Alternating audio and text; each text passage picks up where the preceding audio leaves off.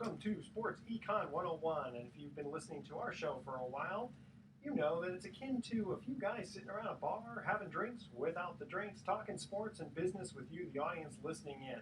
I'm your host, Edward Brown, along with my co-host, well-known sports radio personality Bruce McGowan and Vern Glenn of CBS affiliate KPIX TV in San Francisco. And on this show, we discuss sports topics from a business perspective. In addition, we'll have sports trivia questions where we're giving away vacations to the first three callers with the correct answer. That's right, we're giving away 9 vacations during this show. So write this number down, 888-660-4495.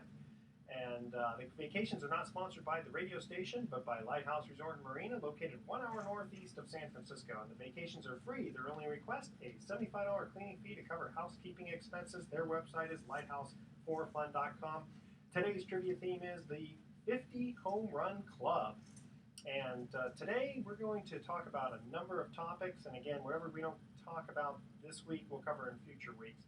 The most explosive backs on lousy teams, such as O.J. Simpson, Barry Sanders, Gale Sayers, etc. Steroids, are they worth the risk? How important is camaraderie as compared to individual team talent? NFL games, maybe in London, potentially. NBA teams facing tampering charges with ticket prices and rumors. The great philosopher Curly Neal, we have a little quote from him. Email us a question if you want to edward@sportsecon101, and we will try to answer it on the air. And this segment of Sports Econ 101 is sponsored by IRA Services Trust Company, providing self-directed retirement accounts with more choices, diversification, and among the lowest fees in the industry. Now, I personally use them to hold my diversified IRA. They do a fantastic job. They're very inexpensive. Check them out at iraservices.com. And don't touch that dial, because when we come back, we're going to be discussing with Bruce McGowan and Vern Glenn some of these topics. And you're listening to Sports Econ 101.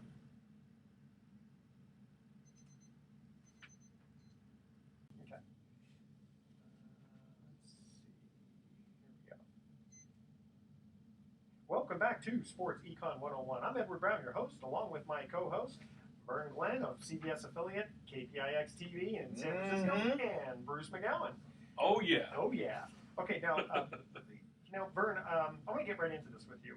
Tell us about that Aaron Hernandez. I mean, we all know about what's going on with him. But Aaron Hernandez, this is just in case, you just don't know. If you live in a cave. Tight end for the New England Patriots, okay? And with the injury to Gronk, the other tight end, who gets all the headlines, this guy was going to be like the primary target. He had just signed this $41 million contract, but he had kind of a bad boy, kind of a dark side. But anyway, Hernandez is being charged for first-degree murder in an execution-style murder of a former friend of his that he had bad blood with. And the prosecution is alleging that he and a couple of his conspirators picked him up at his home at 2:30 in the morning, took him to a wooded area where he was shot repeatedly in the back. In other words, he was shot dead. The body was later found. It also goes back to a nightclub incident where he and Hernandez had words, and I guess Hernandez was, whatever happened there, was still fuming over that to the point where he must have felt, in Soprano style, he gotta go. So he allegedly, he kills him execution style, and he didn't do it. He actually had the other two guys do it, right? Well, we don't know. We don't know if he actually pulled the trigger or not. And is anyone saying anything about steroids for Hernandez? I haven't heard anything about that. But here's something I got to ask you, Vernon. What I heard was that the guy that he killed was hanging out or talking to some people that Aaron Hernandez didn't like, or he said something or was talking to some people that he shouldn't have been talking with. Well, that is the whole gray area. Yeah. That, as we know with the justice system, this hopefully will come out. The actual root of Hernandez's ire with this particular guy, and in the digging of information with Hernandez, apparently there was an incident where Hernandez shot a guy in the face. He lost an eye. Yeah. There's all these residual things that are now starting to come out from a legal standpoint, implementing Hernandez as this hardened, essentially criminal. And the guy's, what, 23 years old? He has a little kid, and he was supposed to be a model citizen, and we're learning more and more. I mean, he hung out with Tim Tebow was his buddy. This was his, the guy who used to throw passes to him in Florida. Yeah, they were teammates at Florida. One of Tim Tebow's primary targets while at the University of Florida. And I guess because of his, prowess on the field, he was projected first-round pick. But when news of Hernandez's character started coming out, a couple of suspensions here, he fell all the way down to the 4th round before he was selected. A lot of these coaches, they don't want to be hanging. They don't want these guys influencing the other teammates. Especially Belichick is not that kind. And here's an interesting sidelight to this too. The Patriots now are saying to their fans, if you have an Aaron Hernandez jersey, turn it in, and we'll give you a jersey of comparable value. Well, what does that mean? Comparable value. Does that mean that it'll be some low-level guy, or will it be Tom Brady? The day he was arrested, they dropped him from the team. They dropped him from the team. His They sponsorship, went to all the Patriot stores, took all the 81 jerseys out. That's a good just completely and his sponsors dropped him too, didn't they? Yeah. Now I understand why this happens, but at the same time, isn't that kind of unfair? I mean, immediately assuming the guy is guilty before he's even gone to trial. Well, you know how it is, Bruce. I mean, when you're in big business and you're making money off of somebody's image, and something like that happens, you want to take 3 steps back. I mean, you don't want to be associated with him. Look what happened to Tiger Woods. But let's suppose for the series of argument that Hernandez, I mean, it's not probably not going to happen. Let's suppose he had nothing to do with any of this. Let's suppose he's an innocent bystander or, had friends that were involved or his name got dragged in. Then what are the Patriots going to do? Well, the damage is done. Then his jersey is a collector's item. I guess so. Jeez. Wow. Well, then the Patriots I guess they'll just let him keep his $12 million signing bonus. Yeah. That is guaranteed, but the rest of the contract voided out like that. Wow. And the Patriots apparently trying to recover some of the $12 million signing bonus. The Patriots have been involved in some weird things. This whole thing with Robert Kraft and Vladimir Putin about how he gave him his ring, and then he said, "Oh no, he stole it from me." And Putin is laughing about it, and saying, "Well, it's in the Kremlin if you want to go look at it, but I'm going to make you a new ring. It's going to be even nicer." And Robert Kraft is laughing about it. The media is having a field day with that story. What about the years before when they were undefeated until the Super Bowl? And then there was the stuff going on with the recordings. Oh yeah, or a Spygate. I mean, what is it with the Patriots? They have. And one last thing on this guy, the victim, when he was picked up, he texted either his sister or somebody saying, "Hey, do you know who I left with?" And then he texts and says, "Well, as a Patriots player, just so you know." And his girlfriend, I guess the guy who was killed, his girlfriend was the sister. The girlfriend's sister is Aaron Hernandez's fiance or girlfriend also. Yeah, there's a whole baby mama kind of thing. Yeah, it's strange. Yeah, that's really crazy. Well, watch for the movie. Yeah, exactly. Since we're talking about these kind of strange things, I wanted to talk about steroids for just a little bit. Remember old Melky Cabrera? Oh, sure. Apparently, though, he got his ring. He did. He did get his ring. Okay, now the question I have for you guys is: can one compete without steroids? Oh, sure, you can compete. You can win without steroids. I mean, it makes sense back in the day to maybe get that little edge. We don't know who didn't take steroids. That's the problem. I mean, Ken Griffey Jr. probably didn't take them, but we don't know for sure. Did Jeff Bagwell take them? We don't know for sure. It's possible he took them. I mean, what do you think, Brian? And how about the clean image guys like Derek Jeter? Who that's projected as the kind of guy you want your daughter to date and all that kind of stuff. I mean, he's played so many years and apparently he's done it clean too. Yeah. I'm thinking because when these guys do the steroids and they do really well, the money just rolls in, right? Okay. And then now I look at a guy like Andy Pettit, which I mean, I guess obviously there's some pitchers, Roger Clemens being accused of that too. Just got the distinction of that strikeout. That's right. Broke Whitey Ford's all-time Yankee record for strikeouts. Yeah. But now, how many people remember that Andy Pettit used steroids? See, here's what I'm getting at. And he testified. Yeah. See, when the Clemens trial. When a guy comes clean right away, like, you know what? I did it. I'm sorry. That's what Jason Giambi I did. was going to say Jason Giambi is now. Forget about it. Nobody ever bothers to give Jason Giambi trouble in the media anymore. No, they love the guy. Everyone's very forgiving. Well, and also Jason Giambi was such a likable guy. I remember when he was in Oakland. I remember that. I'm sure you dealt with him a lot, Vernon. I know I did. All the time. He was great. Now Jeremy, though, his brother, I don't know if he ever used steroids he just didn't have the talent. He probably should have. I know. I still remember that play. At the play where he was thrown out the plate. Derek Jeter. Why didn't he slide? Why didn't he slide? Why didn't he slide? Yeah. Well, he should. Jeter had to make a miracle play to get him. That was incredible. Just the fact that he came that close to home plate. Yeah. I mean, just kind of seeing that. And they lose that game by 1 run, and they win that game, and they probably win the series. Yeah. After having been up 2 games to none in that series. Yeah. Well, that was the 3rd game. I think they were going to win that game, and they went it to sweep.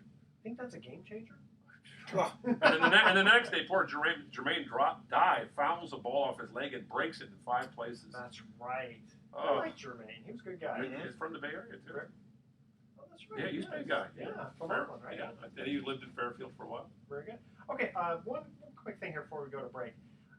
Just off the cuff, most explosive backs, i.e. running backs, on lousy teams.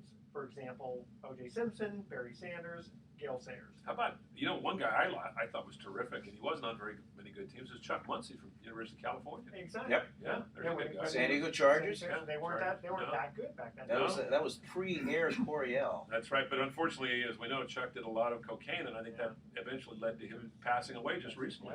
Yeah, exactly. Well, one of the reasons I was thinking about these guys being so good is because they were on lousy teams. They probably had not very good offensive linemen, so they were pretty much having to do it all themselves. Frank Gore was on some bad teams recently. Yeah, you're right. Yeah, until recently. Yeah. You're right.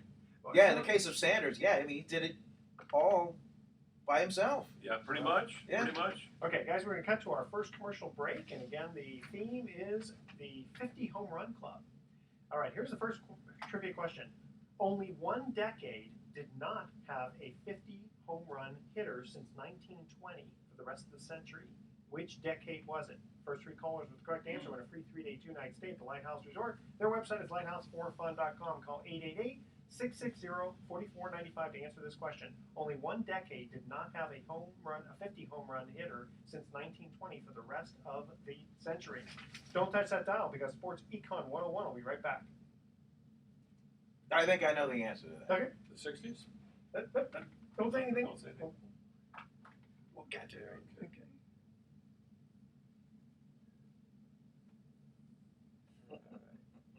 No, it wouldn't be the 60s because Willie Mays had 60, 52. And I'm gonna guess the 40s. 40s. Yeah. Ruth was on his way out. Yeah. Williams was serving in the Army or Navy or whatever it was. DiMaggio never hit 6 or hit over 40, I don't think. He had 40. 40s. That'll be my That's a good guess. answer. I think I'd go with that one. I think it was the 80s. Because by the 50s, you had Mays, you had Mantle, Aaron. Yeah. I know Mays hit 51 and 54, and I know Mantle hit over 50 and 56, I think. So that wasn't it. And I know Mays hit 54. And you ever watch old reruns of Home Run Derby? Oh yeah, Remember that's that TV great. show? I love that show. Love watching Mickey That's Mantle. so fun, William yeah. I Mays. have a DVD at home Of a of bunch of a those. whole bunch of That's them. great. That's fun to watch. In fact, when we put together this Willie Mays obit, ready to go, like when he goes, because you gotta TV, you just gotta be ready for that kind of stuff. And there's a clip of Home Run Derby. He's doing pretty well though. Is Really, he? yeah, he's That's doing great. okay. And that's why Except for his eyes. Yeah, his eyes. They're Otherwise, better. he's Yeah. That's the only reason he's not playing right now, you know. It's 'cause That's right. Okay. Here we go. Welcome back to Sports Econ 101. I'm Edward Brown, your host, along with Vern Glenn and Bruce McGowan. When we cut to the first commercial break, we asked this trivia question.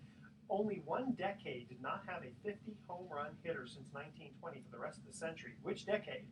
My guess is the 1940s. Bruce. I'm going to go with Vernon. I like that. I know it wasn't the 50s because I know Mays hit 51 and 54. And I know it wasn't the 60s because I know Willie hit 52 and 65. And I don't think it was 70s, 80s, or 90s. So I'm going to go with the 40s too. Okay. First, I'm going to give you, in the 1920s, you had Ruth. Right. In the 1930s, you had Hack Wilson, And Garrick. Fox, and Greenberg. And Garrick never hit over 50. No. Okay. In the 40s, you had Mize and Kiner. Oh, that's right. In the 50s, you had Mays, Mantle. In the 60s, you had Mantle, Maris, and Mays. Notice how only if your last name started with M, you were allowed to hit the home runs. Right. And that was in the 50s and 60s. In the 70s, there was only one, and that's going to be our next question. Oh, okay. Good one. Good one. In the 90s and 2000s, practically almost everyone in Everybody- baseball. Yeah. Right. In the 1980s, nobody hit 50 home runs. Wait a minute. Really? Oh, you know what? Mark McGwire had 49. That's Remember? right. That's right. His rookie year, he had Yes. 40. You almost, that's In fact, right. That frustrated me. He played. I remember I was at that That's game, right. the last game. He was playing against Kansas City, and they intentionally walked him Oh. once or twice in the last. They just didn't want him to get 50. Candy ass. That frustrated me. Oh my goodness. God, you would think between Somebody. him and Canseco, Yeah. Yeah. Will, Bagwell, yeah, yeah. You would think somebody Somebody would have done it. would have threatened it. Yeah. Okay. The 1980, that's a good one. Is that a good Yeah, one? that's a good one. Okay. Good one by the host. Okay. Yeah. Okay, we're gonna play a little game here. Now I have the advantage because I've already done a little. I going back to my memory here. Do you remember this week in baseball? Mhm. Mel Allen. Mel Allen, of course. Okay.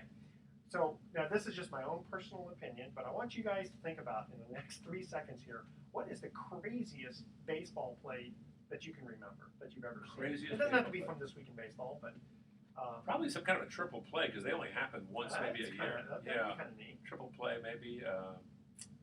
Cat running out on the field and Okay. in the middle of the game, or a dog. Ground ball to the fielder. The ball somehow ends up inside of his jersey. I've seen that Yeah, happen. I've seen- And yeah. then remember for the Giants, Oh, it ended up in his glove. yes, and he Terry took off his Mulholland, glove. that's he a Took good out one. his glove and like threw it. Terry Yeah. Mulholland, the left-hander, he couldn't get out of his glove, so he threw the glove to first base, and the guy was retired. Yeah. Now this is not, there's no right or wrong answer. Oh, But how about Kevin Mitchell, barehanded catch? Barehanded The That's barehanded grab. Yeah. okay, I'm gonna give you. Oh, or what's his name? He was a Giant. Before that, he was a Philly. Broke his nose running through the wall in center field. Hmm. In fact, he got him a few extra million when he signed with the Giants. I don't Come remember. on, he won I a. remember in Yeah, college. center fielder. I remember in college that happened. Oh, Slipping. I'm slipping here. Well, how long ago? He was In the 90s or 80s? in the 2000s. Oh, He won the World Series with the Phillies. Okay. And then he was with the Giants. He was with the Giants. Oh, He won with the White- Aaron Rowan. Yes, Aaron yeah, Rowan. Yeah, yeah, yeah. Okay, yeah. that's pretty neat. Yeah. Okay, this is my vote, and again, I'll let you Okay. guys comment on this. I remember watching this, and if you go back, and I actually found it on YouTube again in 1985, Blue Jays catcher Buck Martinez. He wasn't that great a player, but there was one play where there's a guy. He's catcher. There's a guy on second base. Batter hits. There's only one out. I think one out. Batter hits the ball to right field. Runner comes charging around third, comes into home. The right fielder throws to home plate. There's a collision. Buck Martinez tags him out, but in the process breaks his leg. So he's writhing in pain, breaking his leg. Okay, the batter has now rounded second and is headed to third. And Buck Martinez realizes, oh, there's a guy running to third, and in his broken leg state, takes the ball and throws it, but he throws it lousy, over the third baseman's head into left field, where I think George Bell was playing playing left field. So he's still writhing in pain. The batter has now rounded third because realizing the ball went over the third baseman's Yeah, he's head. going. He's Yeah. going. So he's coming home.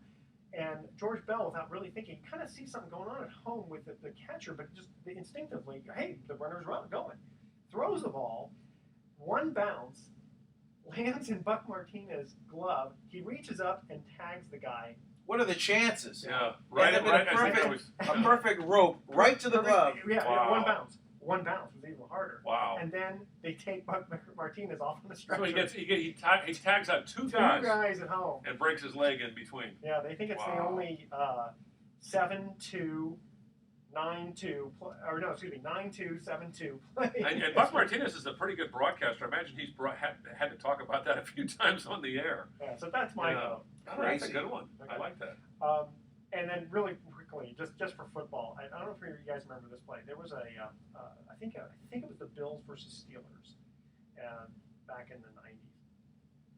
And I can't remember who the Bills, I don't know if it's Steve Tasker or one of those guys, but he catches the ball, he gets upended, lands on his head. The ball pops out, gets intercepted, but because everyone was so like, oh my gosh, what happened to, I think, again, I'm going to say Yeah. Steve Tasker. because the guy landed on his head, it was so much like, oh my God, the guy's probably going to be paralyzed. Everybody's paying attention to him. Everyone's paying attention Except to for him. the guy who caught the ball. Yes, but they called it incomplete. And if you watch, it never hit the ground. Wow. So it was a fumble. Technically. No, interception. Well, it bounced off of him? I guess, technically. Yeah, whatever. Yeah, either way. I see what you're saying, But It deflected off of the receiver. Yeah. As he was landing on his head. As he was landing on his head. And the ball pops free, it's sitting in the air, head hit the ground, so it's live. Yeah. Guy gets it, takes off running, but they blow it dead. But they blow it dead just because. It reminds me of the Immaculate Reception. If you watch the Immaculate Reception and Jack Tatum hits Frenchie Fuqua, the ball usually would go down on the ground. It takes this weird deflection and goes literally about 20 yards sideways. And Franco Harris is just standing out there, da-da-da-da-da, I'm not involved in the play. Oh, here's the ball. Oh, I'm going to run for a touchdown. Yeah. And the Raiders still to this day think it was illegal. That's right. Well, it's funny, but one of the other things we were mentioning was about explosive backs and all that. Mm-hmm. And to me, this is my own personal opinion, maybe because I was a big Raiders fan back then, is I think Franco Harris was a good back, but he had such a good line. He did. And he never took chances too. You'd always get him out of bounds. He would run out of bounds. That's why he lasted so long. That's why he stayed healthy. Yeah. Okay. Change to a little subject here. How important is camaraderie as compared to individual talent? I think for a team? Very important. I think it can be. I mean, you've had teams. Let's take the Oakland A's of the early 70s. You talk to Vida Blue or Reggie Jackson. They'll tell you they didn't get along too well, some of those guys, but they played well as a team. Mm-hmm. But then you take a team like this last year's Warrior team, which really, on paper, didn't have great talent, but they played so well together and they cared about each other. And it's interesting. I don't want to get off on a tangent here about this, but I'm broadcasting for a minor league team right now, the San Rafael Pacific's baseball team, and there's the same kind of feeling in this team. They're not a great bunch of talented players, but they really play well together and they really care about each other. So I think it can mean a lot, especially in football or basketball, not so much in baseball. I think there's a certain culture that exists in a clubhouse or in a locker room because you're there more so than you are at home or maybe with your family. You're right. And somehow you make it work. You got the country guys in one part, you got the yo guys on the other part of and then you got the guys that are in between. But somehow they're all there to win, and everybody kind of knows the strengths and the weaknesses. Somehow on the good teams it can work. Yeah. Well, you look at the 2012 San Francisco Giants. Very much that way. I mean, just the Hunter Pence doing the preaching, his sermons at the end with the sunflower seeds, exploding. And I think that's why the Giants were so popular. One of the reasons the Giants were so popular, and the Warriors. Again, the Warriors more than anything else. I don't think I've seen a team like that since Al Attle's team won the World Championship in 1975.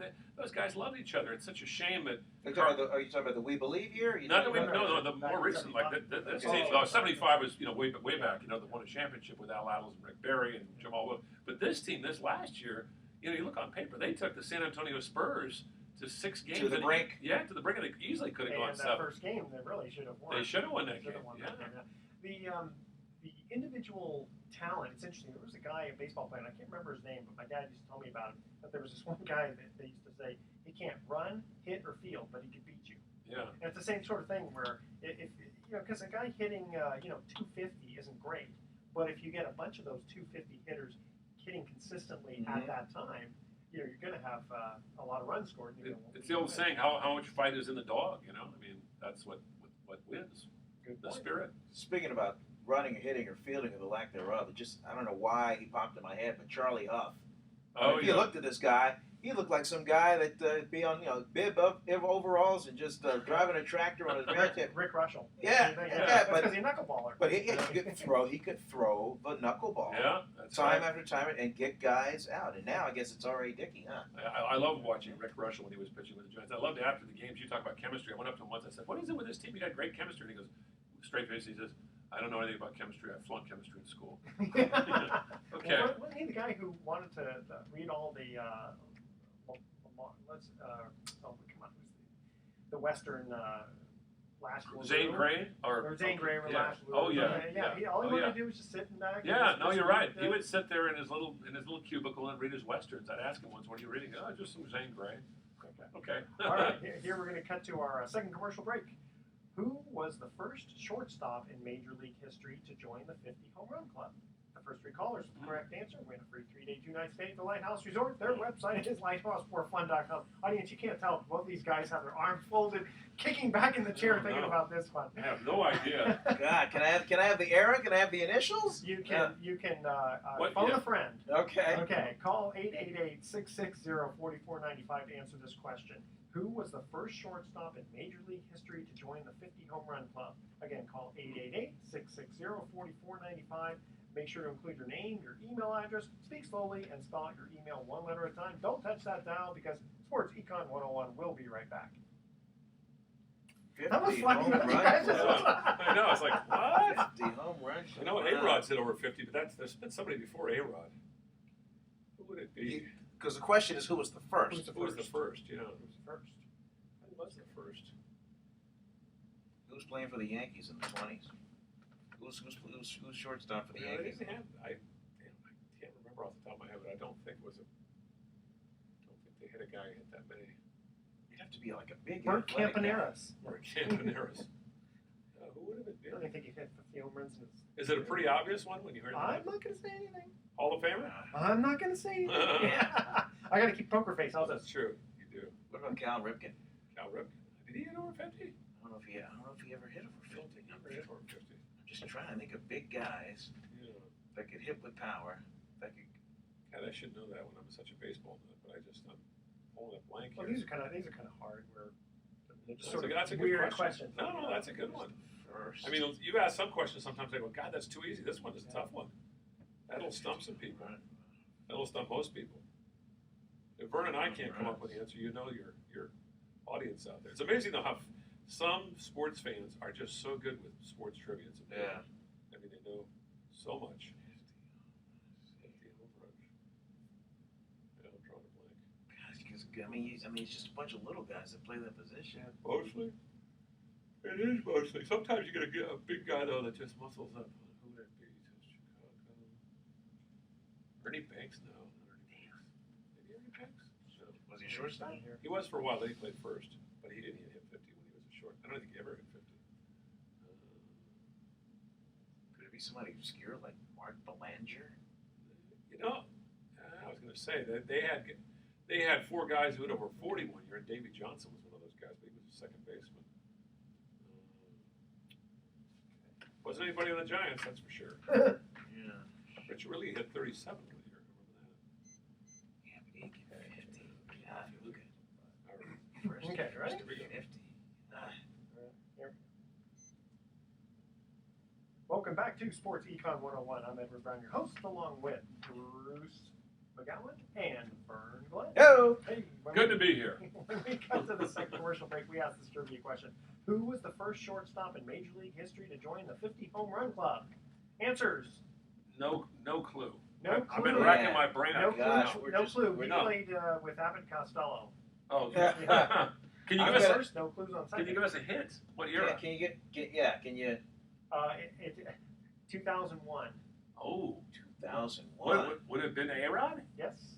Alex He Rodriguez. was the first shortstop. He Wow. had 52 home runs for Texas in the Wow. year 2001 And he did it with Texas. steroids. Oh. Yes. Yeah, So it's- 01. Yeah, that was. Remember that was the time he Ah, was. That's right. He was he doing said, it. yeah. He was juicing. I wonder if he and Barry Bonds went to the same. No, they didn't go to the same guy. No. They're probably all related somehow. Alex is kind of a strange dude. Have you ever talked to Alex Rodriguez before? Or I've had a couple sit downs with him. He's actually very charming. but Nothing outside Just- outside of a group setting. Just No. I did a one-on-one a couple times with the guy. He comes across as very charming, but there's a kind of aloofness to him. It reminds me of a politician, just very calculating. And he won't give you any, he's very articulate, but he doesn't give you anything of any depth.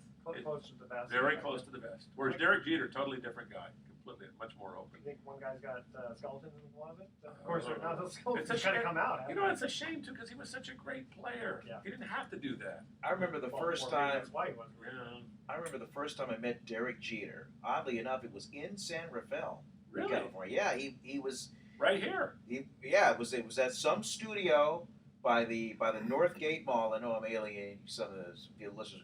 Northgate, San Rafael. Well, what was But he anyway, doing? What was he doing in San Rafael? he was EA Sports was doing a shoot Oh, for a video game, okay.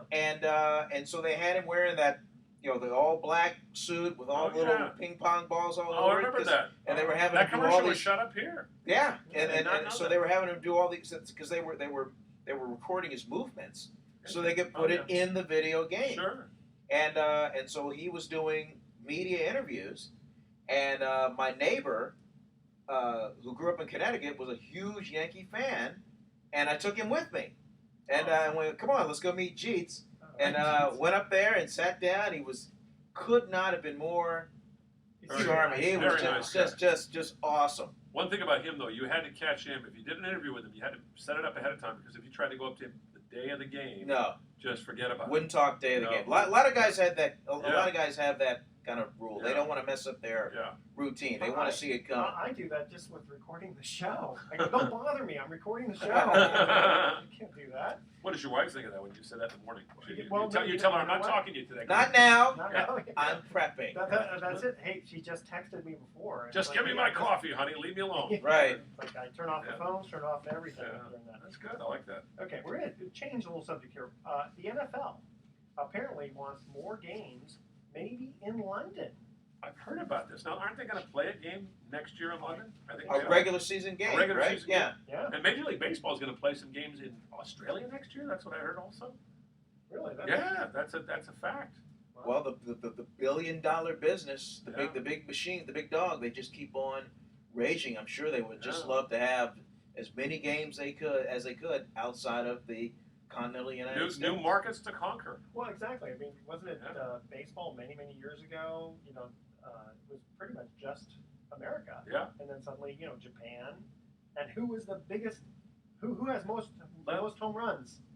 Oh, it's Sadahiro. Sadahiro. But you know who was the best guy to push baseball abroad was Lefty O'Doul, the former San Francisco SEAL and San Francisco native, because he was over there before the war, and he was the guy that brought baseball to Japan. He was the ambassador. Is that right? That's a true story. Okay. Yeah. And so now you got all these players coming from Japan and then other Asian cultures, And now you know the rest of the story. Good day.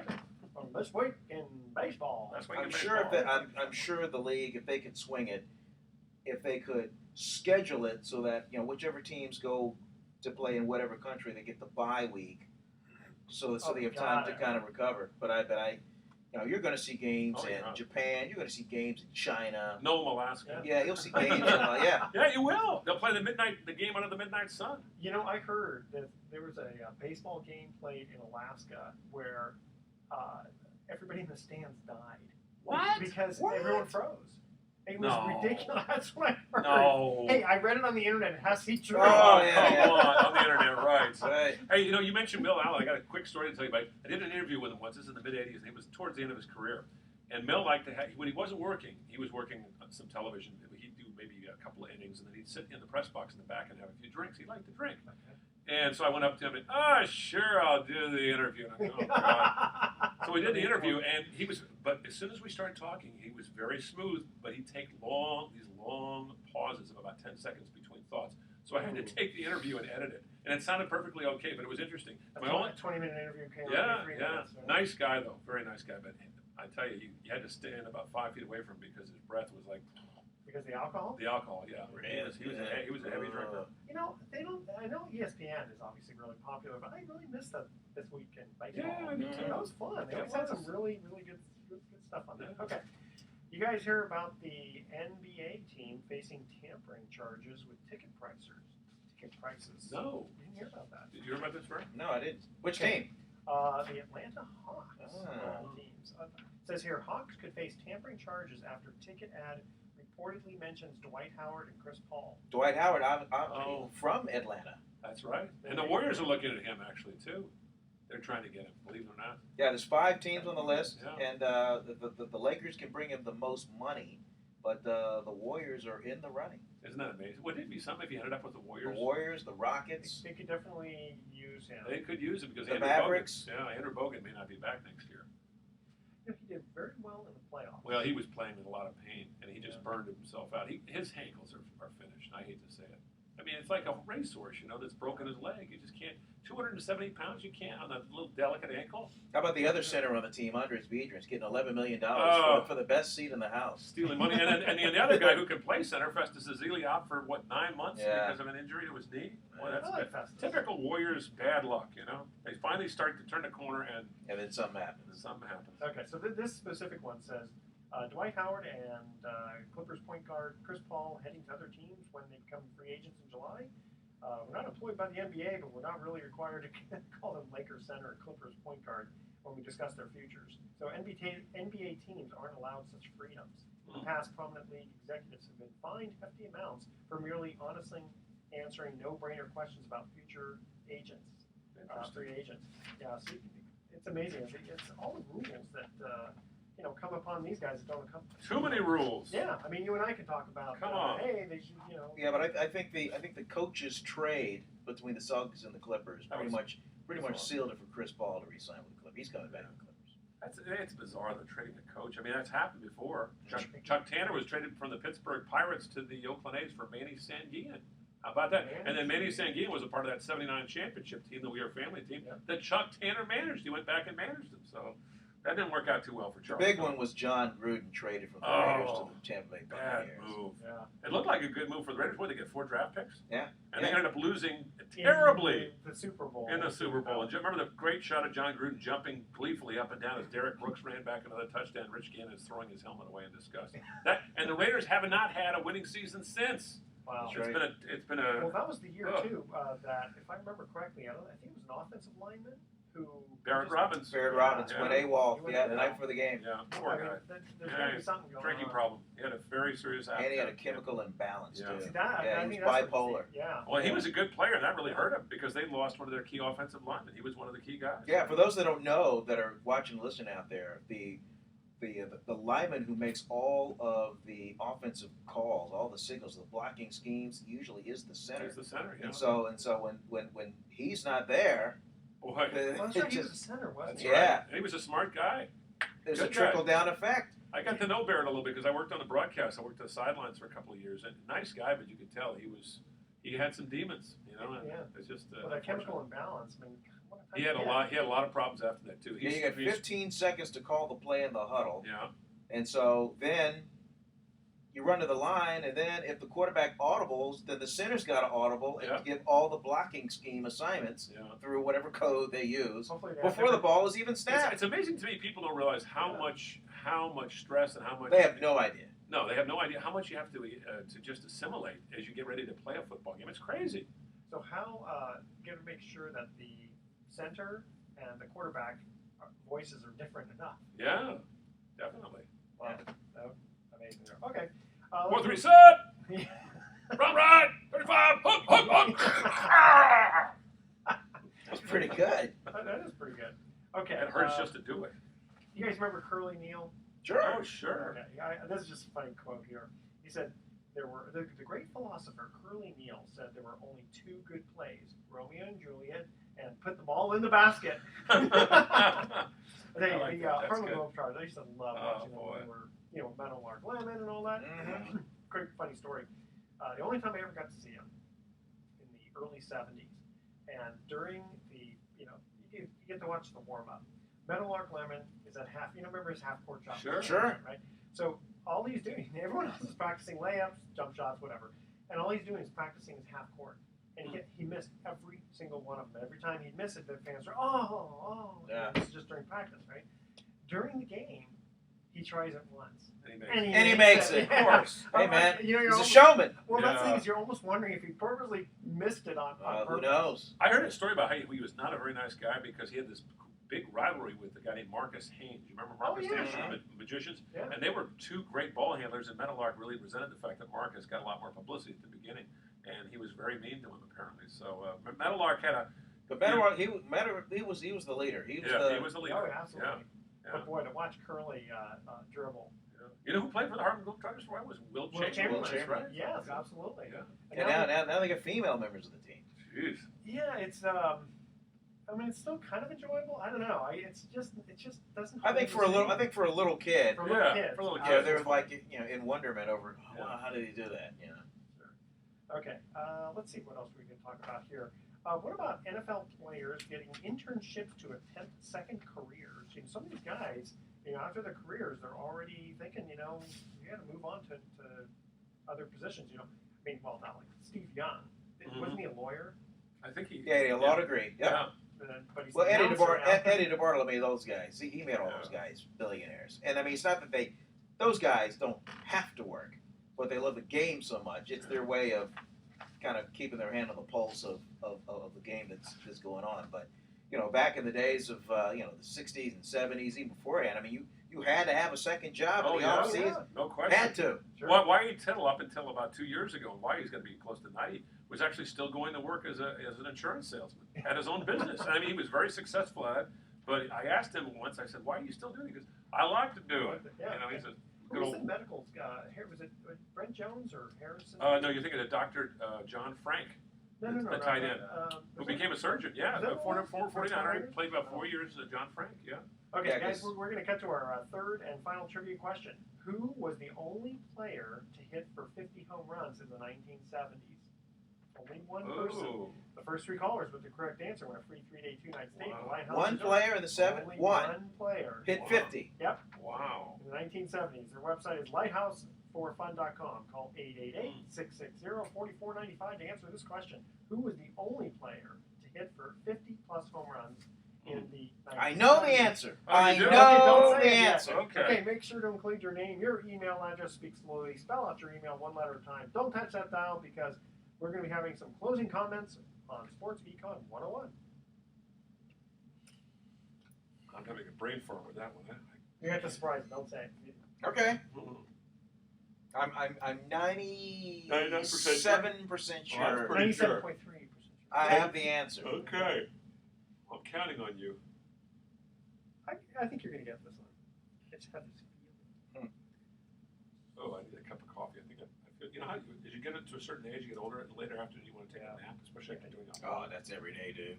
And 3 kids. Yeah. After taking my daughter, 3 boys. I was with my daughter in the pool for an hour, and she just throw me again, Dad. Throw me again. Oh, yeah, especially the Yeah, and then she wants to dive underwater and Go play through the around and legs and jump all that. around. Oh, It's yeah. like, oh, fun times. Fun Yeah. times. no, it is fun times. It is exhausting though, running around with little kids. They wear you out. And you have one, dude. I have, and Yeah. she's You only have 8, one. and she's only 8, and it's a girl. Yeah. Girls are not near. Well, she's energetic, but she's not. You know, like you know what I can do? I can say, okay, Molly, it's time for some art. Put a piece of paper in front of her and some pencils, and she's buried in that for like an hour. And I can Wow. tell, yeah, it's not a problem. Wouldn't happen in Glen House. No, you got 3 boys. You gotta, you Three gotta active boys. get But you get them together, and then Yeah. you can kind of like How old are they now? guys have your fun. 9, 12, and 14. Oh, They can all kind of man, wrestle you're right in the together, middle of right? Yeah. You're right in the middle of kid heaven there. Fortunately, one of the rooms is kind of like the game room, and so that's where the PlayStation's set up, the Wii, and they just 9, 14, and 11. 9, 12, 14. So they're all going to be, well, 2 of them will be in high school at the same time, and one of them will be just starting high Yeah, school. one will be the oldest will be starting high school, The other 2 are gone. and then we'll have one in high school, one in the middle school, and one in elementary. Oh, man. You're going to be a busy College guy. starts. In college. Oh, students. jeez. Well, Yeah. better keep working. Yeah, that's You and me for sure. both, pal. I'll be working until I'm 75. Actually, I got a wife that Until I'm works. 175. My wife works, which helps. That's good. She's got a good career. She's making more money than I am. I Right? wish my wife Oh, would. yeah. Thank She's God. wor- She's working with those boys. Oh, I bet So- that's a so- full-time job. So you're the trophy husband then. I'm the yeah, the trophy husband. Boy, I'm the trophy husband. My wife's in big trouble. She is really. She did not get she got the booby prize. Man, So you're eye candy if that's what you're cyclone. yeah. Okay. In we my have, mind, maybe about 40 years ago. okay, we have 2 minutes and 30 seconds. I covered most of the stuff. Wow. I went by fast. Yeah, Time just Hey, by the way, we don't have time to talk about this, but did you guys see? This is so funny. I don't know if you saw the last game of the NHL playoffs. I'm not a big hockey fan, but that was an amazing game. But Oh, the 2 goals in 17 yeah, seconds? but Wow. if you have a chance, go to YouTube and put finish broadcast of final game, and you'll have the Finnish announcers. These guys are so entertaining and so much fun to listen to. It's like listening to the Spanish, play-by-play of soccer. Yeah. Well, it was amazing. They were like, I'll pull that up. it was Boston led 1-0, then it was tied 1-1, then Boston led 2-1, and all this happened in the last 10 minutes of play, and then there were 2 goals in the last minute of play that won the game. Oh, that was amazing. I mean, there were 5 goals scored in the last 10 minutes and 2 in the last 2 minutes. That was incredible. Okay. Well, you know what? I'm going to ask you guys about being announcers. What do you do for fill-in time when you? Oh, okay. Okay. All right. That's kind of fun. That is fun. Harry. Welcome back to Sports Econ 101. I'm Edward Brown, your host, along with Vern Glenn and Bruce McGowan. When we cut to the third commercial break, we asked this trivia question: who was the only player to hit for 50-plus home runs in the 1970s? Vern, you said you're 97.3% sure. I'm pretty sure. George Foster, That is Cincinnati good. Reds. Good. Very good. Damn, I'm good. You are good. Damn. Another former Giant. That 52, I believe. I know that's true. Another former Giant. Yeah. And you know who he was traded for? Frank Duffy. There you go. That was a good trade, huh? Yeah. Shortstop who couldn't hit his way out of a paper bag. All right. Couldn't hit the Mendoza line. Before we cut to the thoughts for the day, just want to ask you guys just really quickly, what do you do when you're announcing and there's a quick lull? How do you fill in Tell a good story. Have a good story ready to go. That's what I do. Yeah, and Vernon's really good at that. He's got the great sense of humor, so he has no problem with that. Well, I have so many pieces of insignificant around my brain. I just kind of, when the pregnant pause hit, I'm just ready to throw in something. He's always got a quick quip. I'm not as good with that. I have to come up with a story. And the problem with stories is they take time to tell, and if you have only a minute, it's hard to squeeze a story in. So, which is exactly how much time we have right now. Okay, I've got a good story. No, I'm just kidding. Okay, so that's how you do it. Yeah. All right.